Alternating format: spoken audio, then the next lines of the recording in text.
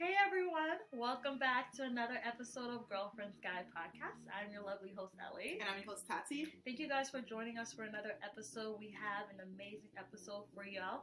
So for the month of February, we are focusing on Dating, love, a topic we love. I just watched this movie last night. It was called The Four-Letter Word of, what is it, Happiness has Four-Letter Words.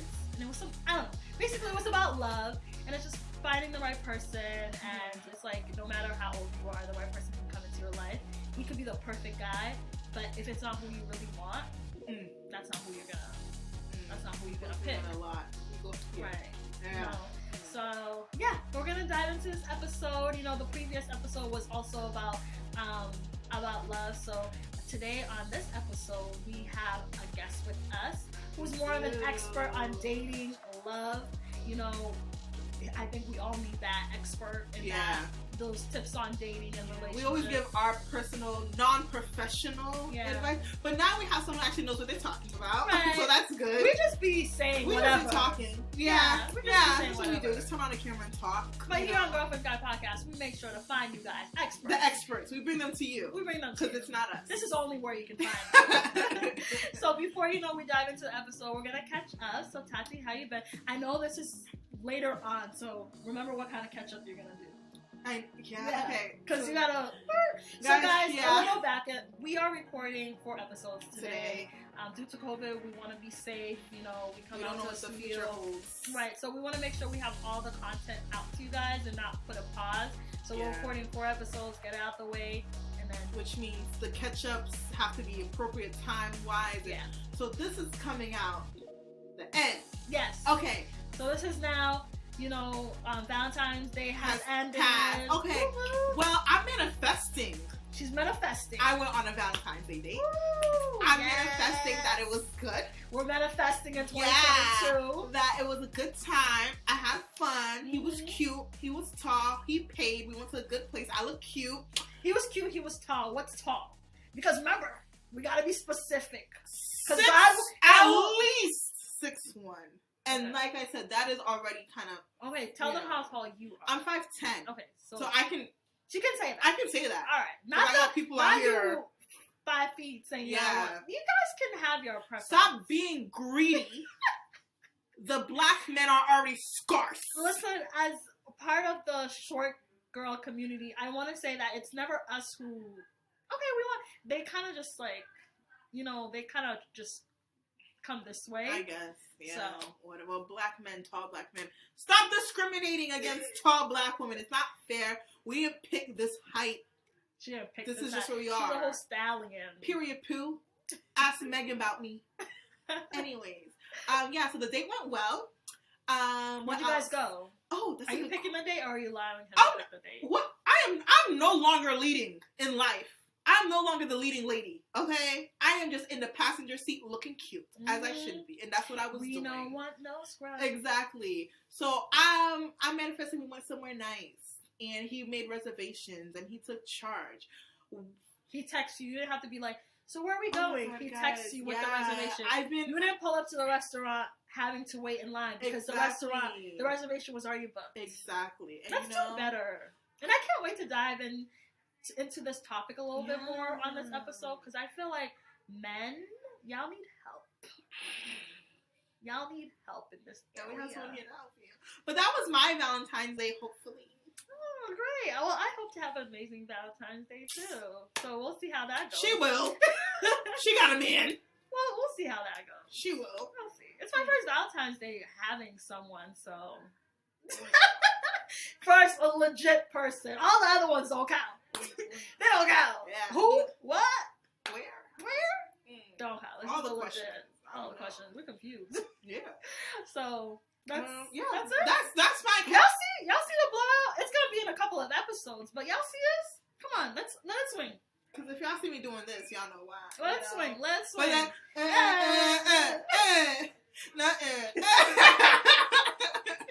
it looks beautiful. I love it. It's a hang time. I got it done literally yesterday. Guys, my hair was way longer than this, but I had to cut because I haven't had my hair straightened since I've been all natural. I haven't had like a little trim, like a real trim in over a year. So it was really like mid-back, but I was just like, I'm the type of girl, cut it all. I don't need dead ends. Healthy hair. I just hope when I wash it, number one, I'm not heat damaged, and number two, my twist outs can still give full. Yes, because it will. It will definitely get full. The length matters. The length doesn't matter. It's more the volume. Yeah, I'm more of a volume girl than length. So as long as it looks boom versus So black girls, trim your ends. I know you guys want length, but it's giving see-through when you straighten it. It's giving break. It's giving peekaboo. You don't want to see through that. Yeah, so cut it off. Yeah. Cut it off. Absolutely. So I would love to introduce our guests with us. So thank you so much for joining us. And with us this episode is Val. He's a relationship and dating coach, and we're so happy to have him on this episode. Welcome, Val. What's going on, guys? Thank you for even having me on here. Absolutely. What better episode than the month of love to bring someone like you in? Yes, who is an expert who can actually give us and our audience, guys. It's gonna be a long day recording. Our audience advice on dating and relationships. So tell us about yourself, how you got started in this. All right. So what's going on, everyone? Again, my name is Val. Love Lessons by Val on all platforms. What I aim to do is to help you guys cultivate the healthy dating and relationship lives that we all deserve. I first got started. So I was doing this unofficially for maybe 12 years or so, but the last 3 years it's been a business, it's been official. And the thing is, I love to sit down with individuals and talk about dating, relationships, and I stick to dating and relationships because that's where my master's is. I do not have a master's in marriage, so I do not touch marriage at all. Marriage is all personal because I am married and it's about to be 3 years, so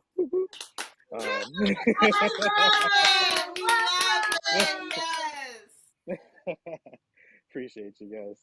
And so honestly, from a very young age, I didn't notice it within myself. It was my counselor who noticed it within me, and he had told me he sees that I'm a very good listener. I love to listen more than I speak. So I kind of ran with it throughout high school, and then college, got my bachelor's in psychology, master's in counseling, doing this business. I love it.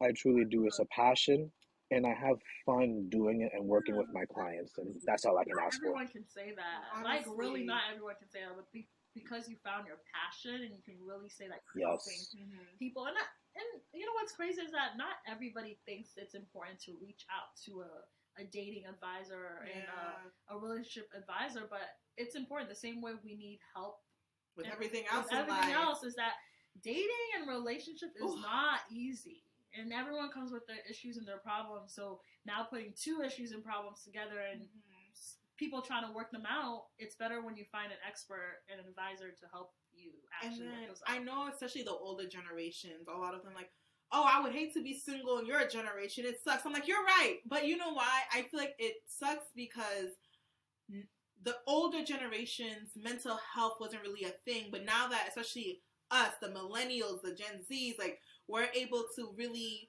open up and figure out what's wrong and try to fix that. So when doing that, you learn to love yourself more. Right. You learn not to settle. So now we're holding ourselves as individuals to higher standards.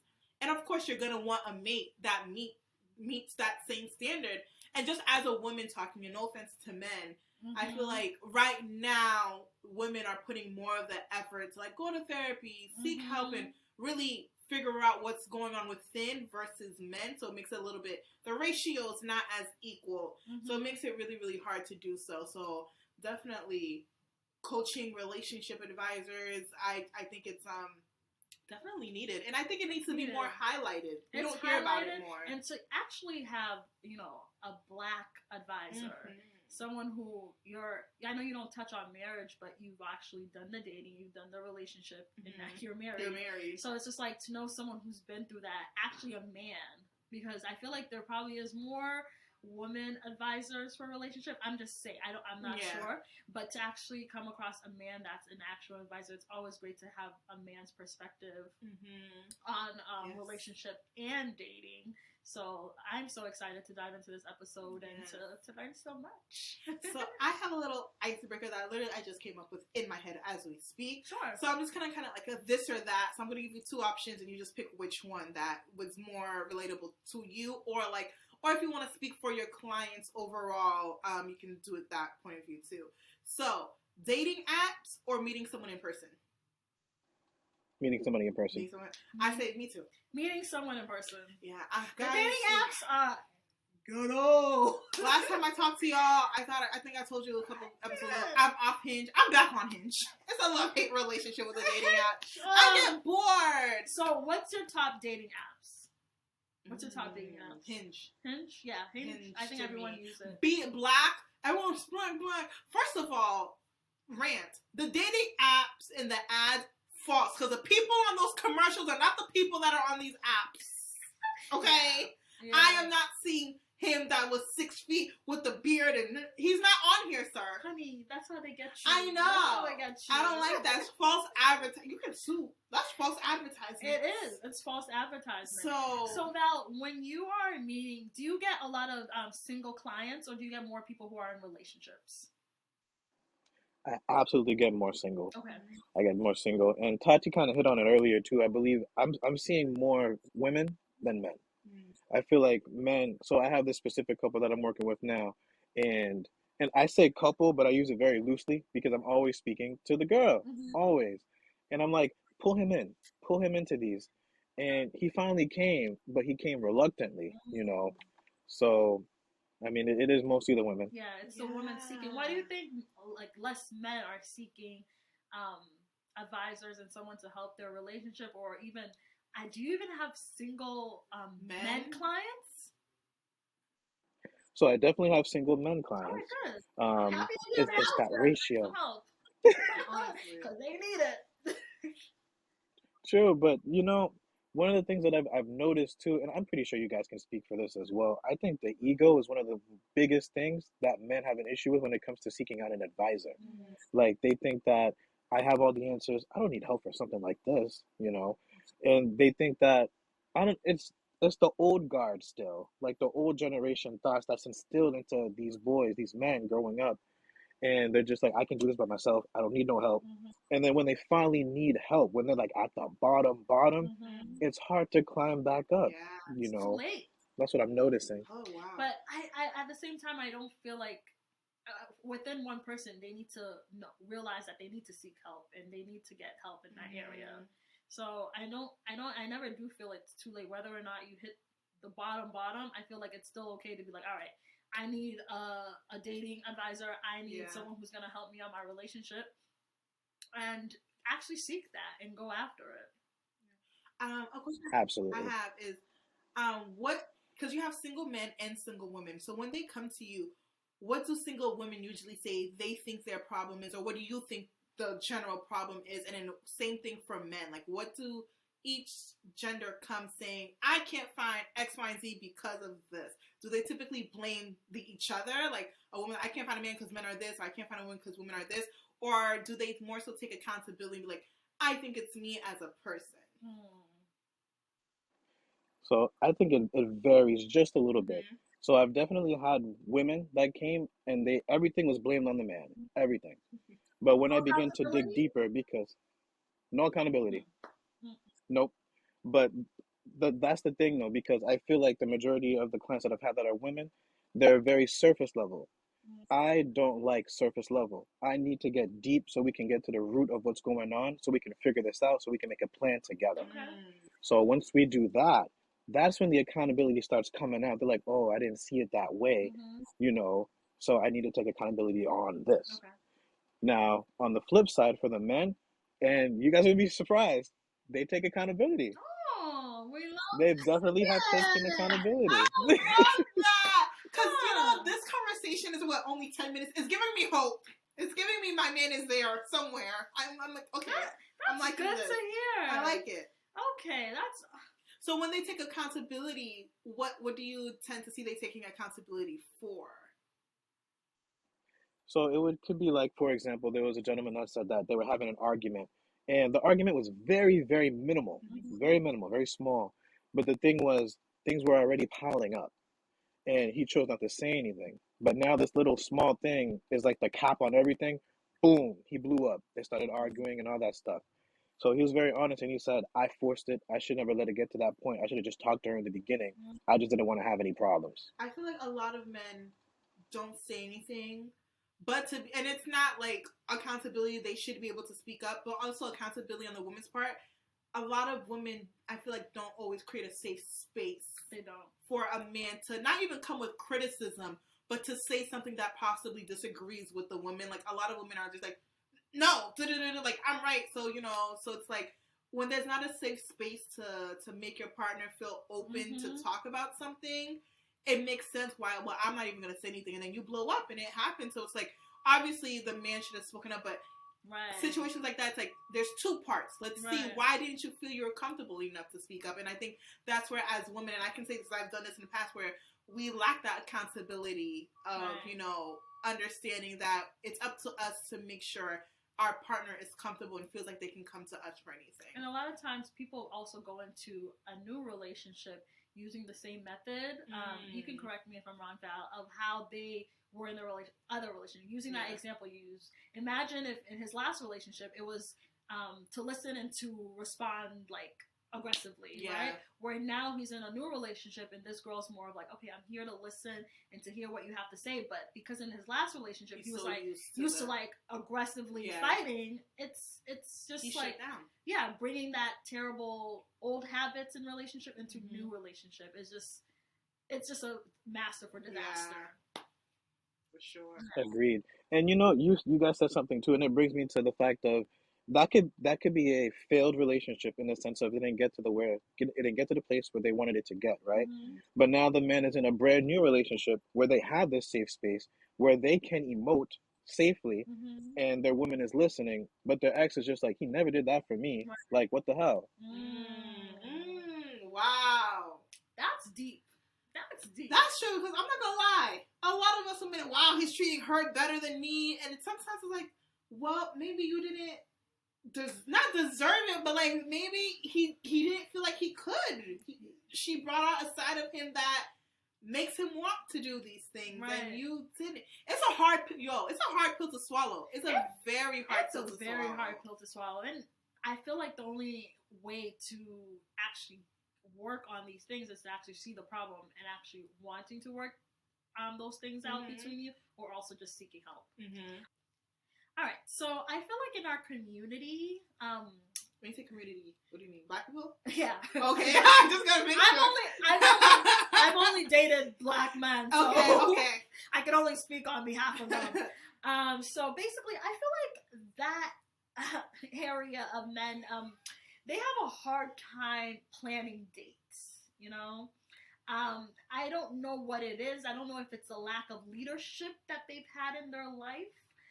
It's just, there's a lack of planning and a lack of leading and a lack of executing that I see. So I just want to know, like, what are ways that men could actually, like, do better and actually plan dates? Like, I feel like they don't know actually how to plan dates. So how do you plan a date? I know how to plan a date, but how can you tell them? Like, what are some tips you can give them about planning dates? And follow-up question to that. Sorry, we're throwing a lot at you at one time. Because here's the thing. I think guys are, okay, what do you want to do? I think in their head it's either two things. They don't know how to plan, or they want to show that they're considerate of what you would want to do. Is it actually that? But to me, I feel like if that's the case, not plan like 3 days, but plan 2 or 3 scenarios and give me the option to pick if you want to get my input, and then you still take over that leadership role. I feel like it's like, well, what do you want to do? Give me options. Tell me, and then I'll pick, and then we go from there. Like, I feel like there's no more bare minimum of WYD. What are you doing? What do you want to do? Where do you want to go? You're asking me, so you do that. So go ahead. Gotcha. So one of the things that I think is the easiest thing for men to do, and I'm going to say it, and I mean this. is listening to your woman. Right. Listen to her. Now, because you can ask different questions that is basically you asking, what would you like to go, where would you like to go on the date? Mhm. What would you like to eat? Things of that nature. Right. But you're not asking that straight question. Mhm. Like you're kind of circling it kind of thing, you know, but it's not supposed to come out that way. Mhm. So it's like it could be just a random conversation, like especially if you guys are in the beginning, right? Yeah. Like, okay, so my favorite food is this. What do you typically like to eat? You know, and then you remember that. If I tell you about like pasta, take me to an Italian restaurant. Literally, I feel like a lot of times, depending on how long you've been talking or texting or whatever, the date, all you gotta do is scroll up, and she probably already told you where she wants to go, what she wants to do. Scroll up in that chat, and it's there. It's just they don't want to do the work. It's a consideration because as a woman, also when I'm talking to a guy, I'm already thinking about things I want to. Oh, he said he likes race car or whatever. I want to go to F1, whatever. You know, like I start thinking about, oh, he said he's good at, I don't know, something. And I'm already looking at different ideas. I feel like they just don't do the effort to think. Or, like they always say, if a man wants you, he'll put the effort in, he'll do this. So I don't know, maybe he's just not interested as much at that point. Because it is the beginning. And I feel for men, you're spending money. First, I always say, if you don't have the money to spend, no disrespect, you should not be dating. I think that's just an appropriate statement. But I also understand not necessarily wanting to go full force for really someone you don't know. Right. And you're trying to get to know. But still, that doesn't excuse the lack of not being able to plan. Mm-hmm. So it's a little gray area. That's fair. Mm-hmm. You know, and the thing is too, it doesn't take that much to plan. So for example, Pinterest is a great place to get ideas from. Pinterest. You know, if you're not a good planner, and that's totally fine because not all of us are great planners, then you go to someone who you know is a great planner, or you just Google these things. What types of dates women love? You know, something as simple as that. Get some ideas, but keep your woman in mind. Mm-hmm. You know, and then just plan it out. Plan it out. If you have a friend that is great at planning things, go to your friend and tell them, I want to do this for my woman. I just don't know how to bring it to life. They will, if they're a good friend, they'll help you bring it to life. You know, you don't have to do it alone, guys. You do not have to do it alone. Seek the help to do it. Right. One thing I also want to say on that, I feel like, well, because we're from Boston, and anyone from Boston knows, Boston's like, like, there's really not much to do, too much, you know what I mean? So I can understand, like, yo, what do you want to do? It's Boston, blah, blah. But I also feel like because I'm in this new journey of dating myself. So whether I have my friends, whether I have a man, I'm going to go out, go to somewhere.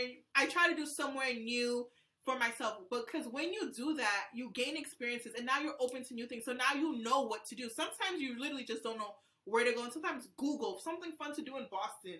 It's like you get these generic touristy things. Mm-hmm. So it's like sometimes you have to put yourself out there alone, not in the mindset of, okay, let me find a place for when I go on a date, I know where to take someone, but let me date myself. Oh, this place is really nice. You know, I would love to bring a date here. So you got to step out your own comfort zone and get to know yourself in order to even be able to provide these experiences to someone else. So that's a good tip, I feel like, for other people if you don't know what to do. Because, like I said, Boston's kind of So, you know, go somewhere, figure it out, do it yourself, and then bring someone along with you next time. I agree. 100%. Absolutely agreed. 100%. There was a question I had and it left my mind, literally, because I talked too much. No, but I think dating, what tip could you give for someone who's single about dating themselves, the importance about that? I think a lot of women, and I think, Tati, you dating yourself is amazing because imagine you not having, you know, there's not potential.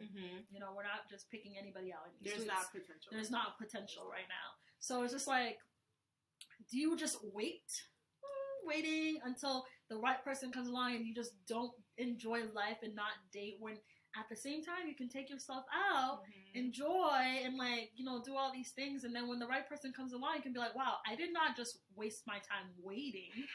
My season of waiting, I guess they call it, is just like a waste of time.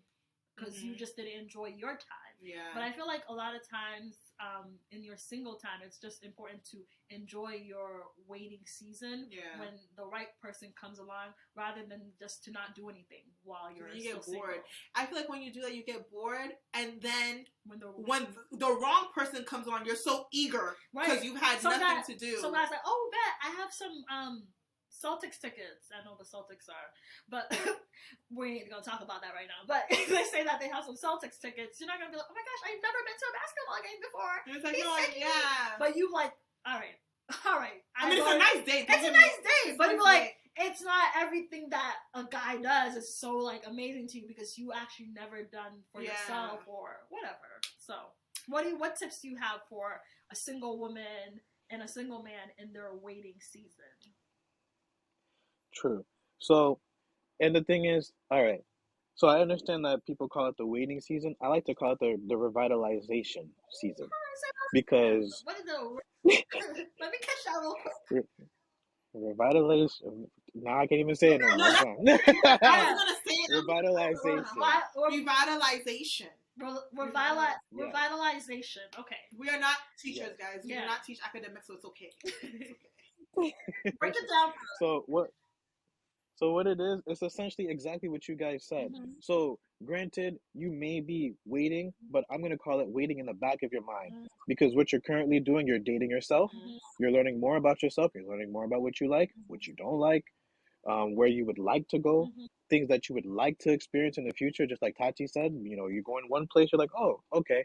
Now your mind is broadening to different things that you would want to try, For example, Boston downtown has this wax museum, right? Now, I had a couple that was just like, wax museum, like, why would I want to go there kind of thing, But when social media, oh my goodness, when you check and you see these people taking pictures with Obama, Rihanna, things of that nature, now they're just like, oh, okay, well, maybe I should try that. You get influenced by all these different things. So, I don't like when individuals wait for something, because while you're waiting, you're not doing anything for yourself. You're doing yourself a disservice. Yeah. You need to be reading books. If you haven't read the 5 love languages, read it. If you haven't read the 5 apology lessons, read it. If you're not understanding what your emotional IQ is, you need to find it out. There's quizzes on Google. There's all these different things that you could do for yourself that's going to get you ready for whenever that individual comes into your life. Okay. Yeah, don't sit and wait and somber and all this, because it's like there's so much you can be doing, and it's like who knows? You know how many stories we hear? Well, I just went out by myself, or I had a date and he flaked and I got ready, so I still went out by myself, and then you meet someone at the bar and then boom, love of your, like, you just never put. And I also feel like this was my problem. Look at me, I'm on a sermon. I'm on a sermon. This is me personally. Because damn, I forgot my thought. Hold on, it's coming back because it was a good thought. Jesus, bring it back. Okay, what did I say? It's gonna come back. You go and then you meet someone at a bar. Keep thinking. Yeah. Okay. So I also want to know, when I was before I was in a relationship, I remember telling my therapist how the specific person I wanted, and she's like, okay, so where do you think you're gonna find him? And I was just like, well, it's not anywhere I'm going right now, because I wanted to find someone who was also trying to build a relationship with God. I have a very strong faith base, but everywhere I was going and all the guys I were meeting, obviously I was not taking seriously, because I also knew that they didn't have that, that strong faith base that I wanted. So for girls who are, whether they're, I guess, strong faith base, or they religious or spiritual, and girls who are in the career that are, very career goal oriented, what is the best advice you could give to them about finding men? It's like, they like do we go out of our comfort zone into certain areas? You're saying this is very politically correct, and I love it. Basically, we're too accomplished for some of these men that are out here. So where do we find the men that meet our standards in terms of, like, educated? I'm healing. I'm looking for a long-term. I'm looking for someone who's good enough. Yeah. Period. That's what it is. You're so nice. Looking for someone I'm trying to who's keep good it enough. very professional on this podcast. And here's the thing. Here I am. And here's the thing. Everyone's like, especially the parents, you're not going to find your husband at the club. I always say, if that's why you're going to the club, probably not. But I never discriminate because look at me, professional. I'm at the club. So who am I to say that someone else of my caliber can't be there? But yeah, so basically, it's hard. She has a master's. Well, you have a man. I get it. Let me talk about me. You have a man. Be a whole MP. I'm graduating. I'm getting my master's. I'm at RN. I have a podcast. Talk it. I'm a good catch. I'm not seeing my equal counterparts out here. Where do I find them? Is our question. Okay. So, power to both of you guys, number one. Woo! Let's go. Okay. So where would you find them? So one of the things that I've noticed is that there's some men groups that are out there that invite women. And it's like a shared space. It's like a working space in a sense, where you can go there and you can do your projects and things like that, of course, but they do have round circles where they talk about whatever the topic is for the night. So I know that those are one place that I would absolutely recommend people to go to if they feel safe. The Rona's out here. So, if you guys feel safe, I know sometimes they do it on Zoom. It's a little bit harder to do it on Zoom, of course, but that is an option. There's a lot of women's groups as well that invite men.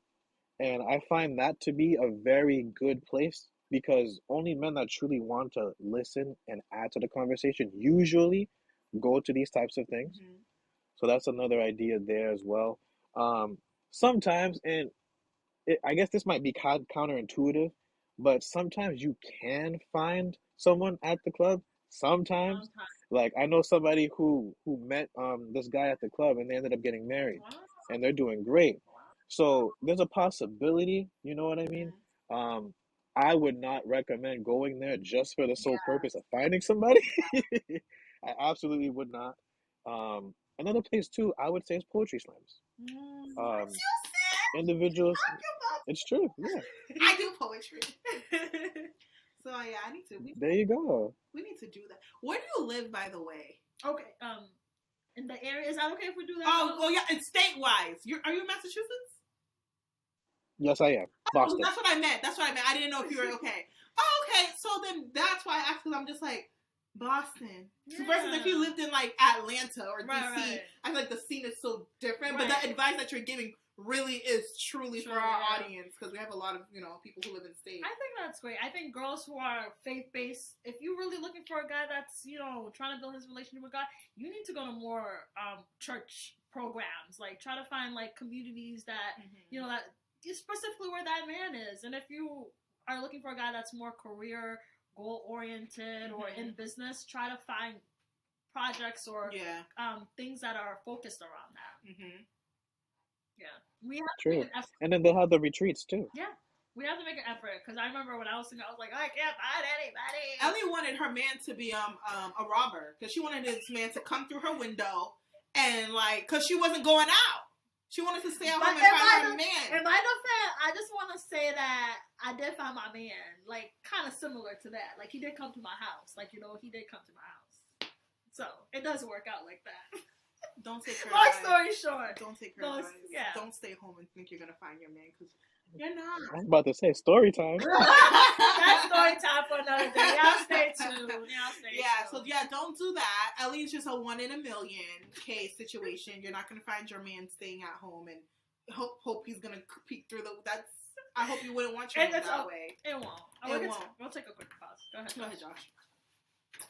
Damn, I really forgot my point. Damn, it was a good point. I had my pastor energy on, but go ahead. I felt like it was going to be a good point. Finally, bring it back. Yeah.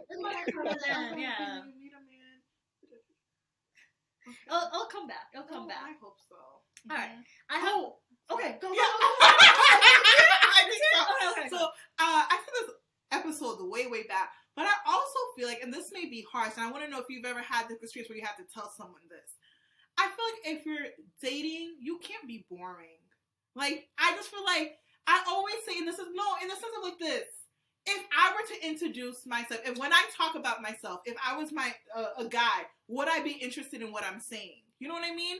If I were to date myself, do I find myself interesting enough to hold a conversation? And if you don't think you would, then you need to change that. Like, I think it's like, if like you're not, when you practice mock interviews for a job, you practice what you're gonna say because you want to say, like, if I'm saying this as a person who's hiring, would I be interested in myself as an employee? Right. If I'm a man, would I be interested in myself as a girlfriend? You know what's crazy? You're the second girl that I heard that went on a date and she was like, that man was boring. Oh yeah, I had that situation. Like, you know what I mean? Like, and here's the thing. Boring to me may be exciting to someone else. Granted, you know what I mean? Mm-hmm. But I also feel like the type of person you want to attract, you need to really figure out, am I exciting? If the type of man that I want, is it really reachable with my personality? I think and I think we often, people, not even women or men, but people in general, we think we're the catch, especially when we think we're the prize. Sometimes we're not. Sometimes we're not the prize to that specific person, or sometimes we need to be the type of, like what we said, we want a man with this, and this. To be honest, if I don't have a job and I'm comfortable with that, I am making minimum wage and I'm comfortable with that, and I'm comfortable where I am, but I want a man who has a master's degree, is making 6 figures, and then why do I, it can happen, but why do I think someone of that caliber would be interested in someone with me with no drive, with no motivation? You know what I mean? And I feel like sometimes we don't take a hard look at ourselves, and that's needed. But you see, this is where I think, it's not that I think sometimes people are boring. I think that it's sometimes people don't know how to talk on a date. Practice. The same way people don't know how to talk on interviews. Yeah. The same way practice. People say, tell me about yourself. Yeah. I like this. I like this. Like, tell me more about what you like. Be a little more interesting. Yeah. Like, try to tell. You're selling yourself. To be honest, you are selling yourself. You are selling. You want that person to like you at the end of the day. You want, like, the same way when you're in a job interview, you want that job to like you. You want the person, like, especially when I'm saying, so tell me something weird about yourself. Me, personally, I have a fear of dinosaurs. They don't exist, but I have a fear of dinosaurs. You see, if I was your date, I would laugh. And you're going to look at me weird. You're going to be like, why? I'm going to get into my store. And it's like, there you go. Give and take. You know what I mean? Like, don't just be like, okay, something weird. I don't like bananas. What is he going to say about that? Yeah. Okay. And, okay, great for you. Like, you know what I mean? You really got to know yourself and know how to present yourself in the best way. Yes. And I feel like a lot of people don't know how to do that. So what are some tips for dating? Like, when you're going out? Like, what are some tips? How do you have a convo? So I'm going to be very transparent. That used to be me. Mm-hmm. I used to never know how to sell myself, explain myself, interviews, dating, whatever it is. One of the things that my therapist helped me with was to do the research. And before even doing the research, I apologize, was being more comfortable within myself and knowing what my strengths are. Yeah. And working on those and going with that. So once you do that, and then it might sound trivial, but I know that it definitely works if you're doing it wholeheartedly. Role play. You're practicing. Granted, you may not be asked the same exact questions on the date, but there's going to be questions that sound similar that you're going to have not necessarily an answer for, but you're going to remember, hey, I went through this through training. So now I have some kind of answer I can formulate to make into this question that was asked of me. So that's one thing that I did. I thought that was very helpful. That's something that I did in my sessions as well, and they felt that it was very helpful. It does not work if your heart is not all the way in it. So don't even try to do it if you're not going to be 100% full go. Another thing is, the biggest thing, honestly, legit, is being more confident within yourself. Yeah. That's the biggest thing right there. That's really it. That's the key.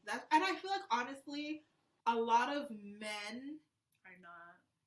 If they, like, no, but the thing is, some are. Because I always say, women are able to give a little bit more give with what they want than men. I personally feel like, if you're not necessarily, you don't have A, B, or C, but you have this confidence and this personality, it makes up for all of that. So a lot of men get the woman of their dreams because of their personality. They're confident, like, yo, I deserve her. I have this.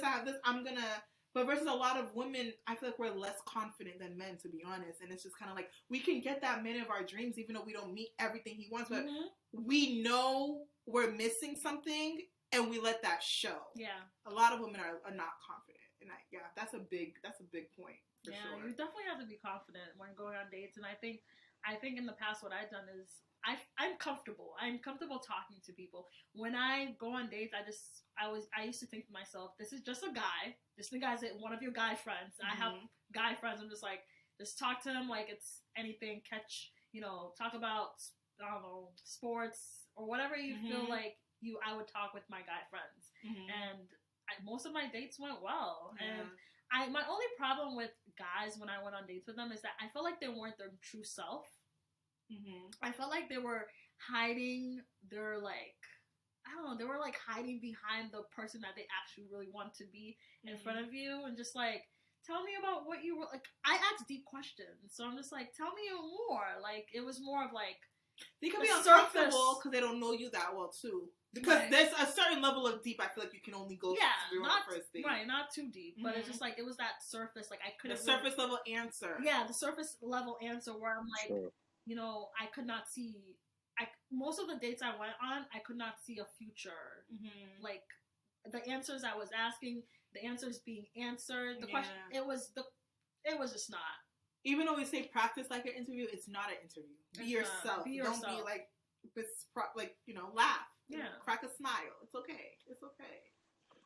Another thing about that too, and Ellie, I think you made a very good point, and people are not going to like this, but individuals, well, because we were talking about men. Men are typically shy on the first date, so there's going to be certain men that you're talking to on that first date that you're kind of like pulling teeth in a sense, right? But if the date actually did go well, you just wanted to know a little bit more of them, I challenge those individuals to go on a second date. That second date is usually way better than the first one because now they've built a little bit of something with you. Yeah. They feel a little bit more comfortable, and they may be able to give you a little bit more of the answers to the questions that you're giving. Okay. I always say, second 3 date minute, I'm like, I'm going to give you some tries to really see, and then after date number 3, if it's not, I'm like, all right, now, sir. It's nice knowing you. We don't want to waste each other's time. We don't want to waste each other's time. All right, we're going to dive into a little more questions. So I know in different scenarios, a lot of girls go through this because I've always only heard girls' side of this, but I want to get into the topic of situationships. I don't know if you have a lot of your clients come to you and talk about situationships. What I hear a lot of girls go through is that they fall into these situationships, but what they really wanted was a relationship. And most of these girls stay around because they want this situationship to turn into a relationship. What are your thoughts about situationships? And what are your tips and advice for any? It could be men too, because I haven't heard a lot of men in situationships. Men and women. Well, complaining about them. They want the situationship. Right. Yeah. And what are your tips? The main answer when girls are like, yeah, I'm looking for a relationship, and the guy goes, well, I ain't looking for anything serious. What is that a red flag for girls? Should they just run away or give it a chance and hope and pray that he changes his mind and then get heartbroken at the end, even though it's not his fault? Or should she definitely leave the moment he says, I ain't looking for a relationship? See, and I'm so happy that you guys brought this question up. So I have the opportunity to say, people need to stop making up stories. People need to take exactly what was said and call it a day. Yeah. I literally just had a client that we just ended our sessions. She thought that at the end, okay, so he was some kind of coach or something of this nature. And after the end of the season, he said that he was going to give her more attention and all these things, okay? And they had great conversation, all these things, great sex, all that good stuff. But the thing was, he was finally honest at the end and said that he had somebody else on the side and he just didn't want anything serious. But granted, yes, that's sad and everything. But he said this already to her in the beginning. She chose to overlook it. She chose to overlook it. So he was honest. He was definitely honest. Is it still fucked up? Yes, I believe it's still fucked up. But the thing was, again, taking accountability as well. This was something that he said to you. You chose to stay. You thought that things were going to change, and you thought that you guys were going to eventually get into a relationship. you know, but you're not applying pressure. Mm, You're not asking him to stop doing what he's doing. right. You know, you might feel weird asking him to stop. I don't know. But, and the third thing, again, you're making up stories. When the season is over, we're going to get into a relationship. We're going to make this work and all that stuff. No. So the number one thing I would say is stop making up stories. Mm, Number two, what you're said, what you're told up front, don't try to change it and like make a mixed drink with it. mhm. No, take it straight. That's exactly what was said to you. Straight, no chaser. No chaser. Wow. Yes, Wow. you know, Wow. It's hard. and then It's hard to It's go hard, down. it's hard to go down. It's Yeah. hard to go It's down, hard. but a lot of Wow. times, that's why I say all the time when I hear these stories, I'm just like, a lot of times you cannot be upset with the guys that are honest. You have to hold yourself accountable. You have to hold yourself accountable and look back and be like, damn, I played myself. He didn't play me, but I played myself. I allowed this to go this far, and he, on the whole time, he was being honest with me. Mhm. So my question is, and I know every individual is different, but let's just talk generally. As a man, number one, as someone who's married and as relationship and dating advisor, how long? My next question. How long? You know, how I see long it coming. should a woman wait before being officially asked to be in a relationship? How long should a woman wait? And how long should a man wait? Women are asking nowadays. No, we're not doing that. But we're not doing that. No, we're not asking that. How long should a woman wait before a man? Mind you, this is a situation where been talking, going out on dates, like it's there. How long should a woman wait? It's the. Honestly, my hand is on my knee. Oh my God. All right, Tati, you're not gonna like my answer. Oh, I think it's very subjective. I think it's very subjective and it depends. Where I can't say You said, we're gonna dive into a little bit, but go ahead. okay. So I know that you said that everything's already there, Mhm. right? But when I hear that, and please correct me if I'm not on the same train of thought as Mhm. you. So when everything's there, that tells me that there's already been time invested in this. This is not just a month or There 2 ain't month no thing. time. There's 365 days. Oh, That's too long. That's what oh, I'm saying. How long? I think a year is too long to know if you want to get into a relationship with somebody. Okay. Because what are you doing for that whole entire year? Okay. So then, what You would you know? think generally is the time frame? I think generally, I think the 5 to 8 month mark, I think that's a great space. Yeah. Yes. I said the same thing. I agree.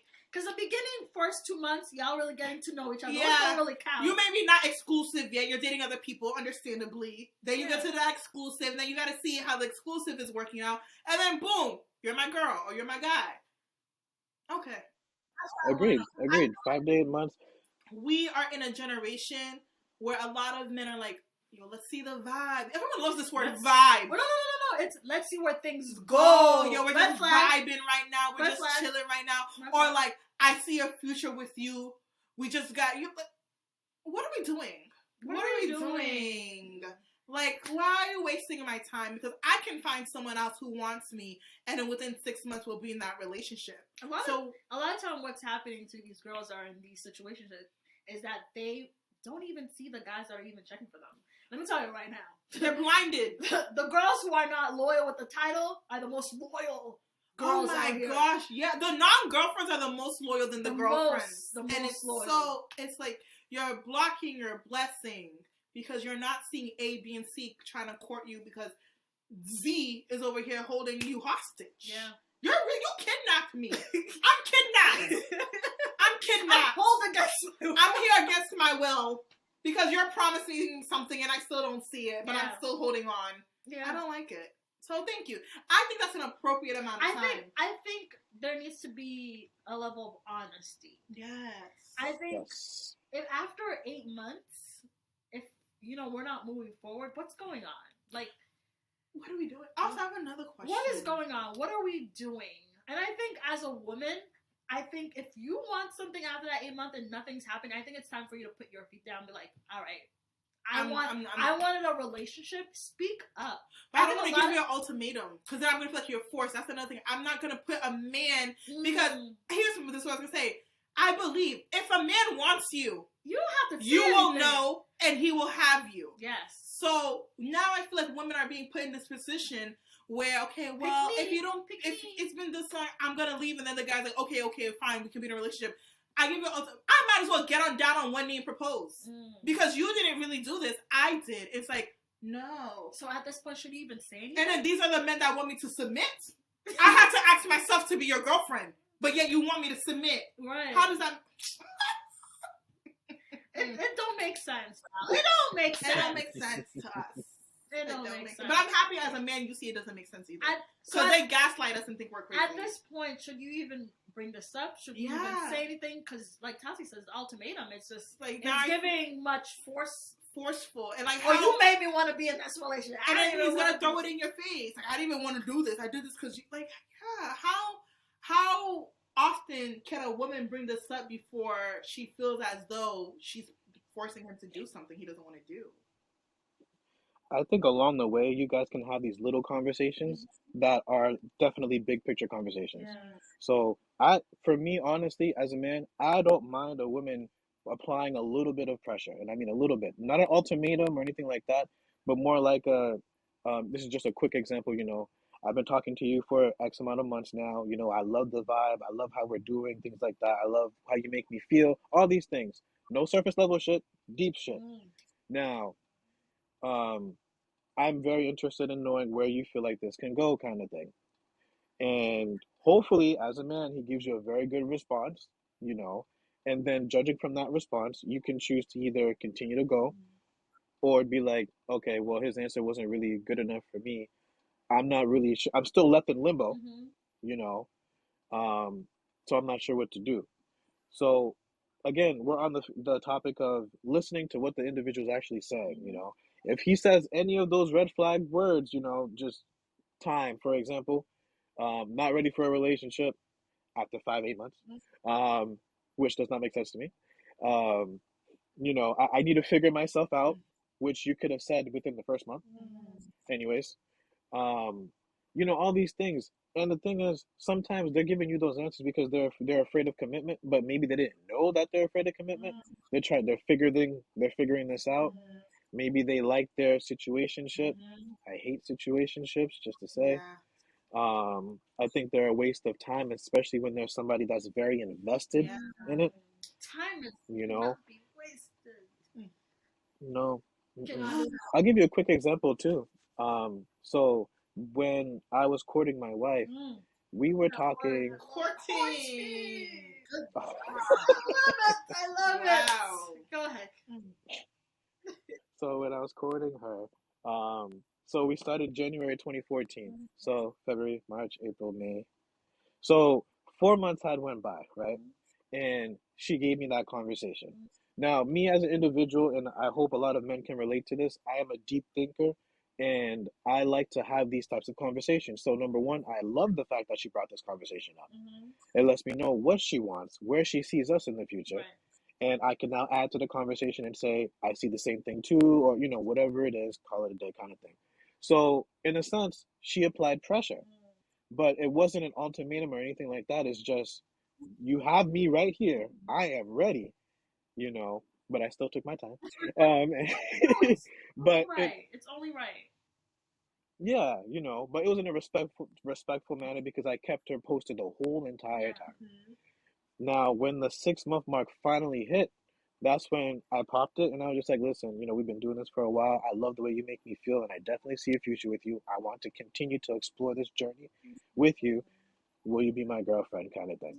And she was jumping up and down. She was ecstatic, all that good stuff, whole bunch of years later. And I think it's smart what you said. You still took your time because I also feel like if the minute she brought that conversation and then a week after you asked her, she may have thought, is he only doing it because I asked? So it's still good to like not rush into it right after the conversation, but give yourself time to think about it, see if that's where you really want to go, and then boom, 2 months after you had that conversation. And you asked her. A lot of guys do not ask now, will you be my girlfriend? Are we not asking it? They just assume that you know. And I think that gray area is where girls get caught up because, number one, you're either the type of girl that, like you said, you're going to be loyal to a man who never claimed you. Yep. Or number two, your whole life.